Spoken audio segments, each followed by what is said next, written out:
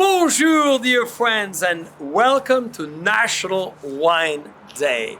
Can you believe this is indeed happening in the world of wine? This is our day. I'm at the fabulous Oakville grocery, and guess next to it, this amazing 1881 wine museum called the Oakville Wine Merchant. In essence, the oldest wine store in California and in Napa Valley. Quite amazing. And I'm delighted for this amazing day, celebration of wine, which I've been doing since birth. We're gonna meet our wonderful friend Walter Hamlin, who runs the show. Welcome in, Jean-Charles. I'm honored. Glass of rosé for you. Look at that, Walter. Look at this picture moment, dear friends. Walter, you should come close to me because we want to make a toast. Cheers. Well, 1881 rosé for you. This is fabulous. So what is it? Well, it's Rosé Zinfandel. It's our 1881, 2018 vintage. Nice and crisp, easy drinking, and look at the package. Woo! A dream of yours, I presume. It was a big dream. And do we drink rosé all year now? All year, all day. There's no special occasion anymore. Just the sun's out. Sun's Look. out, guns out, rosé in the glass. I love it. Sun's out, guns out, rosé in the glass. Shall we head inside? Woo! Let's head inside, dear friends. Welcome in. Here we are. The Oakville Wine Merchant. One of the most exciting tasting rooms in Napa, which you know very well. This room. We love it. The room you must come to. So for National Wine Day, of course you want to drink wine at home or out in Napa. The beauty of this room, as you very well know, is that you do not have to have a reservation. You can certainly make one, and we're happy to take you down for a table in the back, or you can get pizzas, burgers, taste a bunch of wines here in Napa.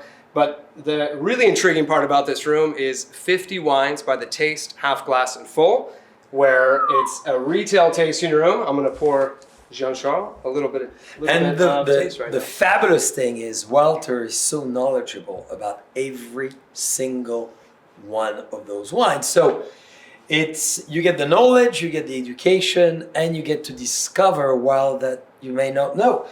Incidentally, there's a wine I don't know, and he says it's excellent, I should try it. So let's do it. Let's jump right in. Now, another beautiful thing about this room is because it's a retail tasting room, all the wines are priced out based on ounce off the retail value of a wine. So a $100 bottle of wine broken down by ounce, you're gonna pay $5 a taste. A $500 bottle of wine, a little more. A $20 bottle of wine, a little less. So it's a fun way to taste the room and really make it your own. So even Screaming Eagle is available here. Well, we had it for a short period of time. We did run out, but the next vintage of the Flight, which is the second wine of Screaming Eagle, is coming out in October, and we will have that. So right now we have 400-point wines on by the taste, by the half glass, and full glass. We're even pouring Schrader, which 99-pointer, so it's not perfect, but you still get a taste of some of the most rare wines in Napa. Pretty excited. And it's sometimes better to have 99 than 100 because where do you go from there? Nearly perfect. All right. So you put the card in. Yeah. Right. So a little tasting card like this. There's limits on them, but it's kind of taste as you go. So you just pay what you taste. In this case, for you, I'm going to pour you the Lahota Chardonnay. So right, just press here. Yeah, exactly. And here it comes. So Lahota Vineyards, part of the Spire collection, they make a few different brands here in Napa. Most notably, some of the single vineyards up on Howell Mountain, which this single vineyard Chardonnay, big, voluptuous 2017 vintage, is quite elegant. And for higher price point of Chardonnay in Napa at $105 a bottle, getting a taste of it for $7 is pretty. I give it a 99.5. 99? What about that? 99 and a half. Hey, so Walter, explain us what our friends should be doing in the world in general on this National Wine Day.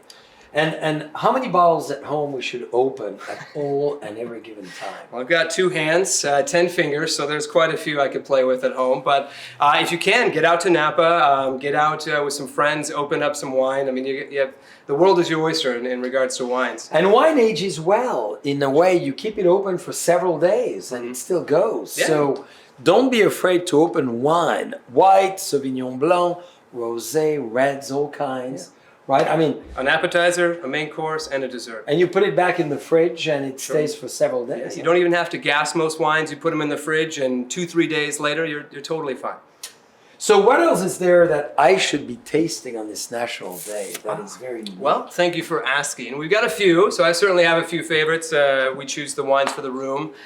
We have some very rare wines. Should we take a peek? Of at course. those? I mean, that's pretty fun, isn't it? One of the best selection in the heart of Napa Valley. And on top of it, you heard it, no reservation needed. Not needed. You come in, you can have the wine outside. We'll show you shortly because we're going to go outside for a glass of wine. Sure. And that's a phenomenal way to spend a day in the breeze of Napa Valley between the Maicamas, the Vacas. It's a dream. The wind caresses your hair, your complexion, entice your senses, and you're here in the heart of it and try them all. Yeah. A few machines later, where are we now? Well, now we're going down the valley, so the room's set up just like Napa. So Yes. you start in Carneros Valley, or Carneros part of the region, so southern Napa going north all the way to Calistoga. A little history down below of each machine. You can read about where each started, kind of the founders of each AVA. Above, we've even got the soil types, so you can kind of see what makes Napa so unique. I mean, there are many factors, but the soil type, the different elevations. Thank you, finding words for that. It's just really unique to be able to read about them and kind of give you an idea whether you like mountain wines versus valley floor or North Valley versus South Valley. Yeah. So right now we're in Coombsville, kind of bordering Oak Knoll, and I think we should try a little Wapo Hill. Well, let's go for it. Ooh la la.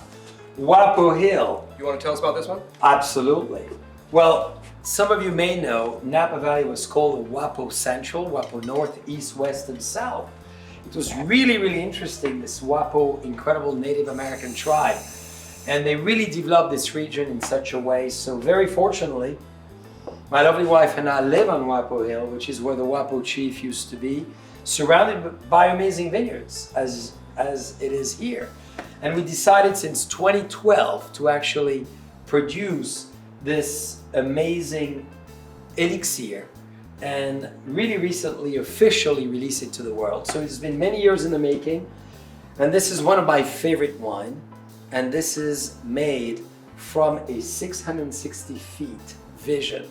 So looking down to the valley, and what do you think of the wines? I mean, I love it. I mean, the quantity, we're making just a tiny bit, right? How many cases is this? 25 cases. 25 cases. One barrel of wine. There's nothing like it. I mean, you got your neighbor, Mr. Tim Mandavi, who makes Continuum. I mean, he's got just one brand, right? And there's a little bit more than 25 cases. But when you're talking about rarity and exclusivity in Napa, it's pretty exciting stuff. So Cabernet Sauvignon, dear friends, of course.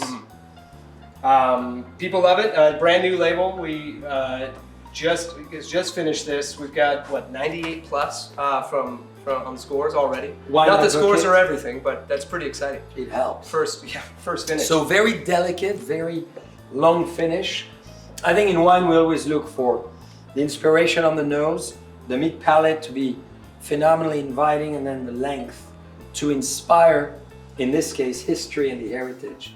So as you taste this wine, it lingers and you keep thinking about the history. And I think that's very important. I think when you come to this room, we want you to discover every part of it, right? Yeah. And what do people react when they try different wines and regions? Sometimes they don't even know that area. No, I mean, different wines, different regions, different varietals. You often have the person say, I don't like Chardonnay or I don't like Rosé. Well, why don't we try ones that are maybe from a single vineyard or made in a different style? It's each winemaker and each producer's artistry to really change that wine and make it their own. So just because a Chardonnay in the past that you've tasted has been big and plump and maybe a meal in a glass doesn't mean they're all made that way. So this room really helps dissect wines that way. The other thing is pretty fun is watching people taste wines that they thought they knew and maybe have changed over time. And I think that's the key. For better or for worse, I think for most of the time it's for the better. People come with preconceived ideas. Totally. Right? Yeah. But people are maybe, as well as we all are, and I'm the same in many regions, I don't know, a little shy about mentioning that I don't know or that I'm not sure about that taste. Right. And that's really why we're here. We're here to invite you in, show you new varietals, show you new styles, And wine can be scary, it can be intimidating. So we're really here to share a bit of Napa history, a little bit of wine knowledge along the way, and just have an easygoing but exciting way to taste wines. So even though points are not that critical, you created a 100 point times 4. Yeah, exactly. Yeah, we thought it would be fun to try a few different, perfectly scored wines. Now, there's a few big wine critics out there that people have followed since, the 80s and late 70s. And so we thought highlighting those wines that people think are perfect. I mean, these are master sommeliers after all, or, just avid tasters tasting thousands of wines a month. So it's pretty neat to see what some may think are perfect. Do you want to show us? Sure. Because who doesn't want to try on National Wine Day a perfect score wine? I do. Huh? Exactly, and this is almost perfect. Nearly perfect. Yeah, and what is perfection? Let's go. Well, welcome on over to the 100-point machine. We started this, as we were just talking about, right at the beginning, just to try what somebody thinks is perfect. Now everybody's got their own idea of what wines, maybe be rated or how they should taste. This is just a nice way to see what the real pros are thinking, but it's up to you, ultimately, what wines taste the best and what's perfect for you in any scenarios. And that's the beauty of wine, this level of subjectivity. It's good to get directions, of course, from our journalist friends and wine critiques and all that, but it's all about you, and that's the beauty of wine. It's what you like or you don't like. Whether we agree or not, it's immaterial. It's like a pizza, it's like a meal, it's like a course. It's all about our own senses. Yeah, totally subjective. Yeah. So what else shall complement? Well, because we're gonna go outside and have a glass of wine, so you should get one and I'll get one. Yeah, okay, I like that. Let's go for the triple threat. So we've got 4 wines here. We have a Chardonnay from Luc Morlaix. It's actually a Sonoma 100-point wine, which is pretty cool. And also Chardonnay. Not very often those get the big press. Tim and Davi at Continuum. Fantastic Pritchard Hill estate. We've got Lael J. Daniel. A really unique cuvee that it's got perfect scores the last 4 to 5 years. But I want to try the Schaefer Hillside. This is Doug Schaefer, I know a friend of yours. Mm-hmm. And this 2016 vintage got 3 perfect scores from 3 different rating sites, so it's pretty exciting. We sold out for a short period of time. We begged and we pleaded, and we finally got some more. So let's give this one a shot. And it's 2016 vintage, which is great. Yeah, so we're comparing Wapo to 2016. That's right. You want to give it the first? Absolutely. Well, you should try maybe the coup de coeur or something. I mean, I'm into that.